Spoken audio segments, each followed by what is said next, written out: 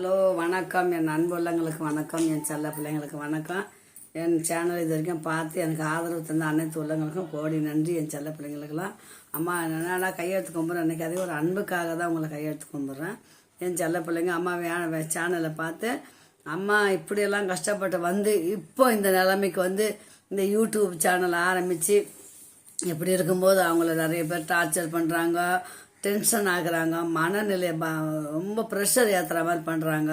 இதெல்லாம் வந்து தாங்கி தானே சொல்லுங்க நம்ம போனோம்.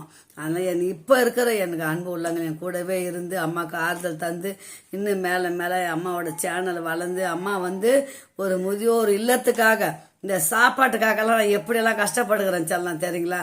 அதனால் பசி இல்லாத அனாத பிள்ளைங்களுக்கு, பசி இல்லாத பெரியவங்களுக்கு, அவங்களுக்காக உதவிகரமாக இருக்கணும் தான் நான் இந்த சேனல் ரன் பண்ணி கொண்டு வந்திருக்கிறேன். இதுக்கு மேலே மேலே தொடர்ந்து எனக்கு ஒரு ஏதோ நல்ல வழி வரதுக்கு உங்களுடைய அன்பும் ஆதரவும் எனக்கு கடைசி வரைக்கும் இருக்க நான் கையெழுத்து கும்பிடுறேன். செல்ல பிள்ளைங்களுக்கெல்லாம் உங்கள் எல்லாருக்கும் கடவுள் ஆசீர்வாதம் என்னைக்கு இருக்கட்டும் அம்மா வேண்டிக்கிறேன். அப்போ அம்மா கதையை தொடரலான்னு இருக்கிறேன். வாங்க வீடியோக்குள்ளே போகலாம். வாய்ஸ் மெசேஜ் அம்மா பேசுகிறத கேளுங்க என்ன பேசுகிறேன்ட்டு. அப்புறம் சொல்லுங்களா, அம்மா வந்து தாவானியே எடுத்துன்னு போயிட்டாங்க. என்ன பண்ணுவேன், நான் அழுதுட்டு கம்முன்னு விட்டுட்டு எதுவும் பேச முடியல அவங்கள. ஏன்னா அவங்களுக்கு என்னன்னா துணி இருந்தால் தானே இவ வேலைக்கெல்லாம் போவா, இல்லைன்னா நம்மளை தேடி வருவான்ற ஐடியாவில் அந்த ஈர தாவணி அலசி போட்டோம் பார்த்தீங்களா, அதை வந்து தூக்கிட்டு மனசார போயிட்டாங்க. அங்கே ரொம்ப வருத்தமாகி போச்சு எனக்கு. அதுக்கப்புறம் தான் எங்கள் அக்கா பாவாடை சட்டை தான் ஒரே தாவணியோட வந்தேன். பாவாடை சட்டையோட தான் நிற்கிறேன். டவுல் மட்டும் ஒரு டவுல் ஒன்று இருந்து சின்ன டவுல், அந்த டவுல் அப்படி போற்றி நிற்கிறேன். அப்போ தான் எங்கள் மாமா சொன்னார், மாமா இருக்கார், உயிரோட இருக்கார், அக்கா இறந்துட்டாங்க இப்போ. இல்லை அக்கா சேர்த்து ஒரு 2 வருஷம் இருக்கும்னு நினைக்கலேன். அப்புறம் அந்த அக்கா என்ன பண்ணா, அம்மா யாரும் எதுவும் பேச மாட்டாங்க, கம்முன்னு வந்து ஒரு புடவை கிழிச்சு கொடுத்தா அந்த புடவை கட்டிட்டு அப்படியே வேலைக்கு போயிட்டு இருந்தேன். அதுக்கப்புறம் அம்மா ஒரு 2 காட்டன் சாரி எடுத்தேன். இப்போ கம்பெனியில் போய் பசங்கள்கிட்டலாம் சொல்லி ஃபீல் பண்ணி ரொம்ப கஷ்டப்படுவேன் நான். அவர் பசங்க நான் பண்ண இருடி, ஆனால் பசங்க அடுத்தவங்க துணி போட ஒரு கஷ்டம். எங்கள் அக்காதுன்னு சொல்லி நான் போட்டுக்கினேன், அம்மாதுன்னு சொல்லி போட்டுனேன். அடுத்தவங்களுக்கு கேட்கறதுக்கு ஒரு மாதிரியா இருக்கும். அப்புறம் பசங்க எல்லாரும் ஆளுக்கு 5-5 ரூபா போட்டு, அப்போல்லாம் இந்த ஆர்கெண்டி சேரின்னு இருக்கும், அப்படியே ரஃப்பாக நிற்கும். எனக்கு அந்த புடவை கட்டவே தெரியாது. 45 ரூபா அந்த ஒரு புடவை வந்து எடுத்துன்னு வந்து எனக்கு பர்த்டே டேட்டு வந்து பசங்கள்கிட்ட சொல்லியிருந்தேன். அப்போ பசங்க நம்ம வந்து வசந்தியை இனிமேல் சந்தோஷமாக வச்சுக்கணும், நம்ம வந்து அவளை ஒரு ஃப்ரெண்டாக நினைக்கக்கூடாது, அவளுக்கு எல்லாம் ஒரு உதவிகரமாக இருக்கணும்னு அப்போவே அந்த நாள்லேயே பாருங்கள் எனக்கு ஃப்ரெண்ட்ஸுங்க ஒரு மேகலா, செந்தாமரை, சாந்தி, மல்லிகா, பாப்பா 5 பேர் ரொம்ப டியர் ஃப்ரெண்டு. தேவின்றவங்க மேடம், அவங்க என்ன பண்ணுவாங்க, காலையில் அவங்க வீட்டிலேருந்து சாப்பாடு கொஞ்சம் எக்ஸ்ட்ரா கட்டின்னு வந்துடுவாங்க. அவங்க கொஞ்சம் சாப்பாடு கொடுப்பாங்க. அப்புறம் கம்பெனியில் வேலை செய்கிறவங்கெல்லாம் கொஞ்சம் கொஞ்சம் சாப்பாடு கொடுப்பாங்க. மத்தியானம் பொழுது தள்ளிடுவேன். காலையில் ஏதோ பட்னியாகவே ஓடி போயிடுவேன். அக்கா வீட்டில் அக்கா புடவை கொடுத்து போயிருந்தேன்னா அக்கா என்ன பண்ணாங்க, வேலைக்கு போயிட்டு வந்துட்டேன், வந்து தலைவாரின்னு இருந்தாங்க. தலைவாரின்னு இருக்கும்போது கண்ணாடி படிக்கட்டில் வச்சுட்டு தலைவாரின்னு இருக்கும்போது மாமா தூக்கத்தில் எழுந்து வந்தார் பாருங்க, கண்ணாடி மறிச்சு உடச்சிட்டாரு. 5 ரூபாய் 50 பைசா 1 ரூபா தான் அந்த கண்ணாடி ரேட்னு வச்சுங்களேன். அப்போ உடச்சிட்டாரு. அப்போ கண்ணாடி உடச்சிக்க, ஆனால் அவருக்கு எதுவும் அடிப்படல, கண்ணாடி நொறுங்கி போச்சு. அவர் என்ன பண்ணார், எங்கள் மாமா பேர் நல்ல மனசுங்க. எங்கள் மாமா உண்மையிலே சொல்கிறேன், தங்கமான மனசு. எங்கள் சொந்தம் தான் எங்கள் மாமா அக்காவை கட்டினது. ஓடி வந்து 2 ரூபாய் எடுத்து வந்து கொடுத்துட்டாரு. வசந்தி நீ வாங்கிக்கோ, இந்த கண்ணாடி வாங்கிக்கோ, தூக்கத்தில் உடச்சிட்டு மெரிச்சிட்டேனாரு. இல்லை மாமா வேணாம் பரவாயில்ல. அதுக்கு எங்கள் அக்கா பேசினா பாரு, அந்த 2 ரூபாய் நான் வாங்கிட்டேன்ட்டு எப்படி என் வாங்கலாம், என் புருஷன்கிட்ட 2 ரூபாய், அவனுக்கும் என்ன இருக்குது, அப்படி இருக்குது இப்படி இருக்குது, ஒரே சண்டை. எனக்கு ஆத்திரம் மட்டும் தாங்க முடியல. எனக்கு அந்த 2 ரூபாய் தூக்கி போய் அவங்க வீட்லேயே போட்டேன். இந்த ரூமே இப்படிங்க. அன்னையிலேருந்து அவங்க வீட்டு பக்கம் சாப்பிட்றதில்ல, போகிறதில்ல, இப்படியே வருவேன். என் ரூம்லேயே வந்து கம்முன்னு பார்த்துருவேன். நான் பகல் கொஞ்சம் கொஞ்சம் சாப்பாடு கொடுக்குறாங்களா, ஒரு காசு கையில் எதுவுமே ஒரு பைசா கூட கிடையாதுங்க. எங்கள் அப்பா அது வந்து பழைய ட்ரங்கு போட்டி, இப்போ கூட பரணமலை இருக்குதா என்னன்னு தெரியல, இருந்தால் எடுத்து காட்டுறேன், இல்லைன்னா போட்டாருன்னு நினைக்கிறேன். அப்பா இத்தனை வருஷம் ஆகுது இல்லைங்களா, ஒரு பெயிண்ட் அடிச்சு வச்சுருந்தேங்க அப்பா. ஒரே ஒரு ட்ரங்கு போட்டி கொடுத்தாரு என்கிட்ட. அப்போ அம்மா எதுவுமே இல்லைம்மா என்கிட்ட, எதுவுமே இந்த பெட்டியில் ஏதோ இருக்கிற துணிமணிகளை வச்சுக்கோங்க, அப்பா கிட்ட காசு கூட இல்லை உனக்கு எதுவும் உதவி பண்ணுறதுக்கு அப்படின்னு சொல்லிட்டாரு. அப்புறம் அவருக்கே சோறு வந்து எங்கள் அண்ணன் வீட்டில் அவ்வளோ ஒன்று சாப்பாடு போடுவாங்க, அவ்வளோதான். பாவம் அவர் ஏதோ ஒன்று துண்டு பட்டினி அந்த வெத்தலை கடையில் உட்காந்து வியாபாரம் ஒன்றும் கிடையாது, எதுவும் வாங்குறதுல நான் அப்போ வந்து வியாபாரம் பண்ணும்போது கொஞ்சம் துடிப்பாக இருப்பேன், போவேன், வாங்கிட்டு வந்து எல்லாம் செய்வேன். இப்போ நான் தான் இங்கேருந்து அங்கே போய் அங்கேருந்து இங்கே வந்து அம்மா வீட்டுக்கு போய் பல டென்ஷன் ஆகி குழப்பமாகி இது ஒரு 5 வருஷம் அப்படியே ஓடி போயிடுச்சு. அவ்வளோதான். அப்பா வந்து ரொம்ப முடியாமல் ஆயிட்டாங்க. அதாவது கூணு உழுந்த மாதிரி ஆயிட்டாங்க எங்கள் அப்பா. எங்கள் அம்மாவை கட்டினது 2வது தாரம். 45 வயசு கல்யாணம் பண்ணி நாங்கள் 6 பசங்க பெற்றிருந்தோம். அப்படி போய் எங்கள் அப்பா வயசாகி போச்சு, ரொம்ப முடியவே நோவுப்பட்டார். தங்கச்சி தம்பியும் தனியாக இருக்கிறாங்க ஒரு ரூமில். அக்கா தனியாகிறான், அண்ணன் மட்டும் தனியாகிறாங்க. ஒரு ரூம் காலி ஆகுது, எனக்கு திறந்து விட்டாங்க. சரி, சின்ன சின்ன ரூமு தான். ஒரு 10க்கு 10க்குள்ளே தான் இருக்கணும். எங்களை அவ்வளோ ரூம் தான் இருக்கும், சின்ன சின்னதாக இருக்கும். 10 பட்டி மாதிரி அவ்வளோ ரூம் இருக்கும். ஒரு 2 ஆள் படுக்கலாங்க.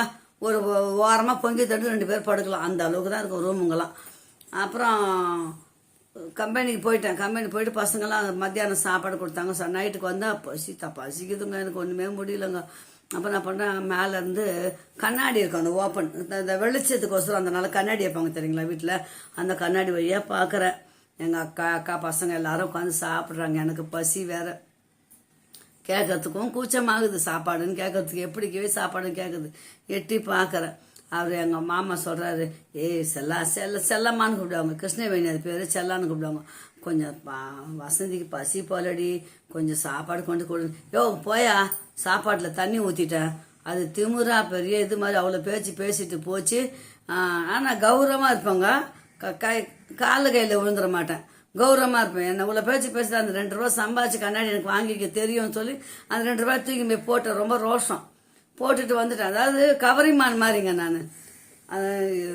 வாழ்ந்தாலும் நல்ல எங்கள் அப்பா சொல்வார், வாழ்ந்தாலும் தாழ்ந்தாலும் மானத்தோடு இருக்கணும்மா, மானத்தை விட்டு கொடுக்கூடாது, குட்டுப்பட்டாலும் மோதிர கையில் குட்டுப்படணும். எங்கள் அப்பா இந்த 2 வார்த்தை சொல்லியிருக்காரு.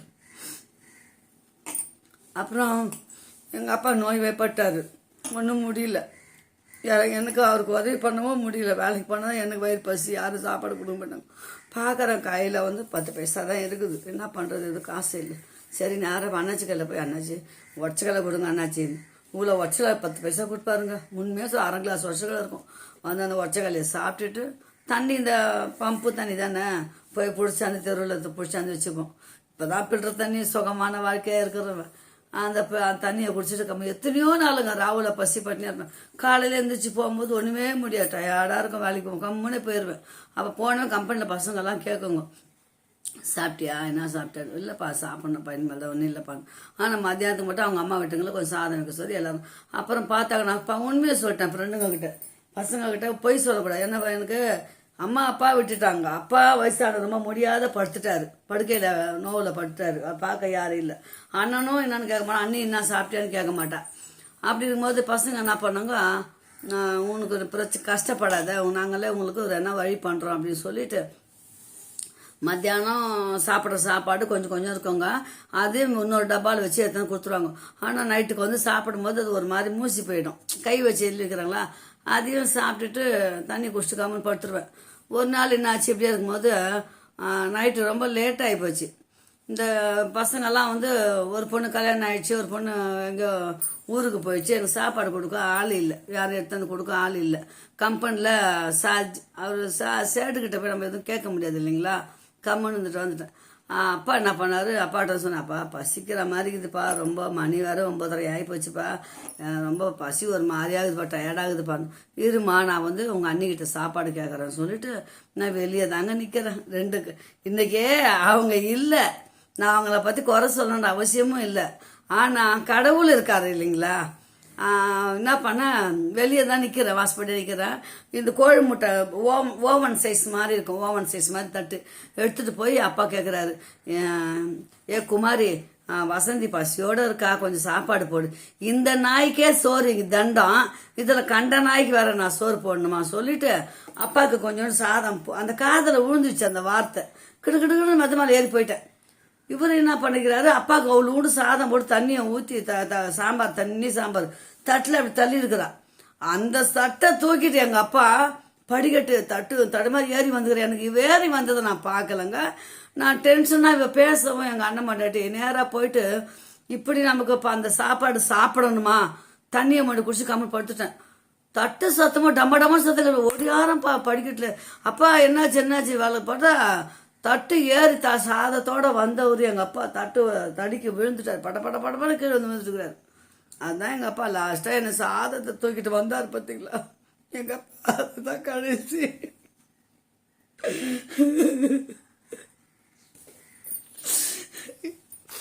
எங்கள் அப்பா நோயில் படுத்துட்டாருங்க. என்னால் தாங்க முடியலைங்க. சாரி அம்மா, அழுதுட்டேன். எங்கள் அப்பா ஞாபகம் அதிகமாக வந்துச்சு. சமாளித்து பேசுகிறேன். ஓகே. படுக்கையில் விழுந்துட்டாரு. அதோட படுக்க புண்ணாகி போய் படுக்கையில் படுத்துட்டாரு. எந்திரிக்கவே முடியல அவரால். அழுவுற. அப்புறம் எங்கள் அக்கா சாப்பாடு கொடுத்துட்டு யாருமே என்ன கேட்க மாட்டாங்க. அப்புறம் எங்கள் அப்பாவுக்கு படுக்கை புண்ணு மாதிரி ஆகி போச்சு. படுக்கையிலே படுத்து. ஆனால் என் தங்கச்சிக்கிறா பார்த்தீங்கன்னா, சும்மா சொல்லக்கூடாது. இருக்காளோ இல்லையோ, எங்கே இருக்காளோ தெரியாது. ஆனால் அவருக்கு மோஷன் போனால், யூரின் போனால், க்ளீன் பண்ணுறது, நீப்பாசல் பவுடர் போடுறது, இந்த ரணத்தில் அந்த படுக்கை பொண்ணு விழுந்தார் பார்த்தீங்களா. விழுந்ததில் படிக்கட்டில் என்னால் தான் எனக்கு சாதம் கொண்டு வந்து தான் விழுந்தார் எங்கள் அப்பா. முட்டி முதுகெல்லாம் வந்து படுக்கை பொண்ணு மாதிரி ஆயிடுச்சு. அப்படியே ஒரு 6 மாதம் நோயிலே பட்டுருந்தாருங்க. நான் வருவேன் காலையில், அப்பாவுக்கு எதனா கஞ்சி சாதம் கொஞ்சம் செஞ்சு தந்து கொஞ்சம் ஸ்பூனை வச்சு கொஞ்சம் ஊற்றிட்டு போயிடுவேன். அவ்வளோதான். எங்கள் யாருமே கவனிப்பாங்க முச்சு அப்படியே. அதாவது முன்வினை செய்த பாவம் பின்வினை தாமே வரும். அவர் என்ன பாவம் செய்தாரோ தெரியாது. நோய் வாய்ப்பட்டு அப்படி படுக்கையில் பட்டு ரொம்ப கஷ்டப்பட்டு செத்தார். ஆனால் அதுதான் நான் கடவுளை நினைக்கிறேன். இன்றைக்கும் யாருக்கும் தீங்கு செய்யக்கூடாது, கெட்டதை நினைக்கக்கூடாது, கெட்டதை அடுத்தவங்களுக்கு பண்ணக்கூடாது. இருக்கிற வரைக்கும் நல்ல மாதிரியே இருந்துட்டு ஹாப்பியாக இருந்துட்டு போகணுன்னு தான் என்னை பொறுத்த வரைக்கும். அப்படி தாங்க நான் இன்னைக்கு வரைக்கும் அப்படி தான் வாழறேன். ஆனால் கடவுள் பண்ணி காட் இஸ் கிரேட்டு. எனக்கு இது வரைக்கும் நல்ல நாளாக தான் போய்கின்னு இருக்குது. நான் யாருக்கிட்டேயும் வந்து இன்னும் எவ்வளவோ கஷ்டப்பட்டுருக்கிறேன் பிள்ளைங்களா. இதுதான் ஸ்டார்டிங். எங்கள் அம்மா விட்டு வந்து இந்த மாதிரி இருந்து சாப்பாட்டுக்காக எங்கள் அப்பா விழுந்து எங்கள் அப்பா படுக்கையில் நோய் ஏற்பட்டு எனக்கு ரொம்ப கஷ்டமாகி போச்சு. அந்த ரொம்ப படுத்துட்டார் எங்கள் அப்பா. எந்திரிச்சு நடக்க முடியாது. படுக்கையிலே எல்லாமே ஆகிப்போச்சு. அந்த நிலைமைக்கு ஆகிட்டார். 6 மாதம் அப்படி படுத்துட்டார் நோயில். நானும் அப்படி வேலைக்கு போவேன், வருவேன். சாயங்காலம் காலையில் போகும்போது எட்டி பார்ப்பேன். சாயங்காலம் வேலை விட்டு வரும்போது போய் எட்டி பார்ப்பேன். அவ்வளோதான். எதுவுமே நான் அவர் உண்மையாக நான் போயிடலாம் சொல்லலை. நான் அவருக்கு பனிவடை தொடச்சி கிடச்சி எதுவுமே பண்ணலை. அவள் தூக்கி தான் எல்லாம் பண்ணுவாள். நீப்பாசல் பவுடர் மட்டும் கொட்டுவேன் முதுகில். பெரிய பெரிய பவுடர் நீப்பாசல் பவுடர் ரணமாகிடுச்சு கொட்டுவேன். அவள் தான் தூக்கி எல்லாம் க்ளீன் பண்ணாள். அப்படியே இருக்கும்போது வேலைக்கு போயிட்டு இருந்தேன். வேலை பசங்க என்ன பண்ணிட்டு இப்படிலாம் கஷ்டப்படாது சொல்லிட்டு என் ஃப்ரெண்டு மல்லிகான்னு ஃப்ரெண்டு என்ன பண்ண தெரியுங்களா, அவங்க வீட்டிலேருந்து டெய்லி ஒரு பொடி அரிசி முந்தானியில் திருட்டுத்தனமாக மறைச்சி எத்தாந்து கூட வைக்கும். அது இவ்வளோ ஒரு கிளாஸ் அரிசி கம்பெனிலே வச்சுருப்பேன். கம்பெனியில் ஒரு பொடி அரிசி வச்சுங்களேன், அது 10 நாளைக்கு எத்தாந்து கூட ஒரு கிளாஸ் அரிசி சேர்ந்துடும். அதை எடுத்தாந்து கொட்டாங்குச்சி எல்லாம் கொட்டாங்குச்சி நார் எல்லாம் வச்சு கிருஷ்ணாலும் கிடைக்காதுங்க. கிருஷ்ணாவில் காசு வேணும் இல்லைங்களா. கொட்டாங்குச்செல்லாம் வச்சு கொளுத்தி அதை அடுப்பை ஏற்றி அந்த சாதம் வடிப்பேன். அந்த சாதம் வடிச்ச தண்ணி வச்சுன்னு ஊருக்கு 5 பைசா பாக்கெட் ஊருக்கு வாங்கி வச்சுன்னு சாப்பிடுவேன். அப்புறம் குழம்பு ஏது ஞாயிற்றுக்கிழமை அந்த கூலி வாங்கினோம்னா ஒரு 5 ரூபா,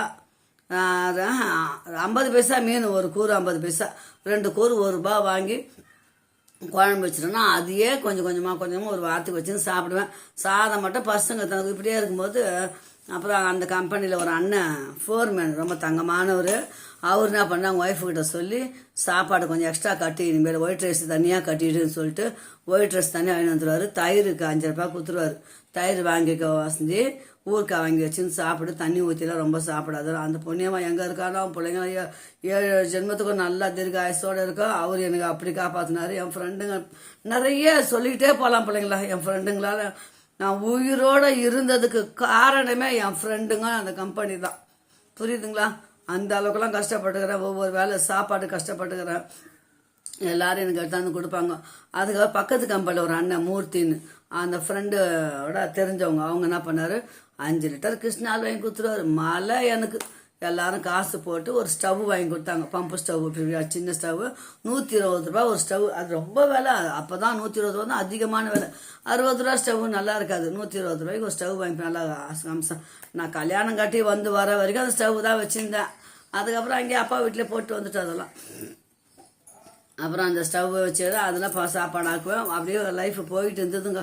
வாரம் ஞாயிற்றுக்கிழமை ஆனால் சனிக்கிழமை சம்பளம் வரும். 40 ரூபா சம்பாதிப்பேங்க. அரிசி வாங்கிப்பேன். 5 கிலோ அரிசி வாங்கி கொடுத்துருவாங்க. எல்லாரும் காசு போட்டு கிருஷ்ணாவில் வாங்கி கொடுத்துருவாங்க. ஒரு அண்ணா, 2 அண்ணா, மூர்த்தி, அருணாசலம், 2 அண்ணனுக்கு தங்கமான பிள்ளைங்க. இன்னைக்கே இவ்வளோ வயசுக்கு அப்புறம் நான் 2 பிள்ளைங்க பெற்று கூட அவங்கள பார்த்துட்டு அண்ணா கட்டி பிடிச்சி அழுதுகிறேன். அது நல்லா இருக்கணும். இன்னொரு ஃபேமிலி இருக்காங்க, அந்த ஃபேமிலிக்கு அதை நாளைக்கு சொல்கிறேன். ஓகே, பாய் செல்லுங்களா. நான் அம்மா ஏன் அழுதுட்டேன்னு சொல்லாதீங்க, இன்னும் நிறைய ஸ்டோரி, இது ஃபீலிங் ஸ்டோரி தான் இனிமேல் வர்றேன். கொஞ்சம் அம்மாவை உங்ககிட்ட பகிர்ந்துட்டா மைண்டு கொஞ்சம் ரிலாக்ஸ் ஆக செல்லப்பேன். ஓகே பாய், மீண்டும் ஒரு நல்ல வாய்ஸ் வீடியோவில் சந்திக்கலாம். பாய் செல்லுங்களா.